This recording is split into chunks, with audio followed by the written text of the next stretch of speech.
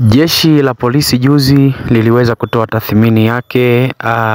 kutokana na yale yaliyoweza kutokea katika maandamano na uharibifu na mikoa ambayo ilikuwa imeweza kuathirika sana,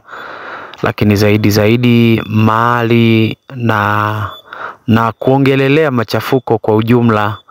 na mahali sana zaidi ambako kuliathiriwa na maandamano lakini na machafuko.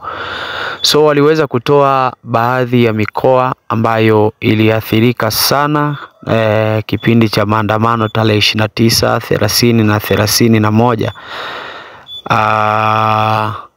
Mikoa ambayo walianza kwa kuitaja ilikuwa ni mikoa ifuatayo: Dar es Salaam, Mbeya, Njombe, Arusha, Mwanza, Dodoma, Songwe na Tunduma na maeneo mengine ambayo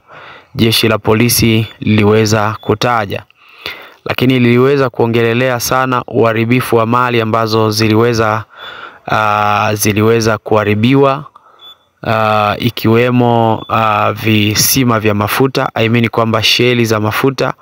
lakini pia mabasi, magari, biashara na mali za watu kuporwa na katika kipindi cha maandamano. So jeshi la polisi liliweza kutoa tathmini kama hiyo, lakini liliweza kumention watu kadhaa ambao walikuwa ni wanaharakati na walikuwa ni watu ambao jeshi la polisi liliweza kusema kwamba ni watu ambao walikuwa mstari wa mbele kuhamasisha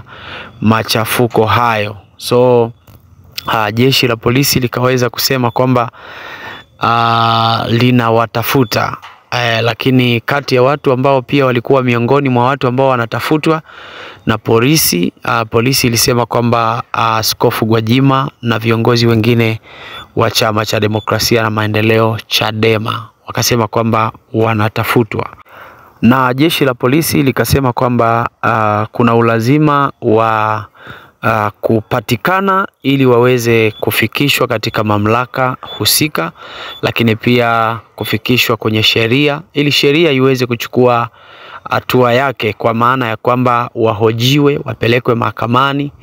na kama kuna chochote basi kitaonekana watakapokuwa wamepatikana. So ikatoa agizo kwamba mahali popote alipo Askofu Gwajima, jeshi la polisi bado linamtafuta ama ajisalimishe katika kituo maalum cha polisi. So bado linaendelea kuwatafuta kwa ajili ya mahojiano maalum na vitu kama hivyo.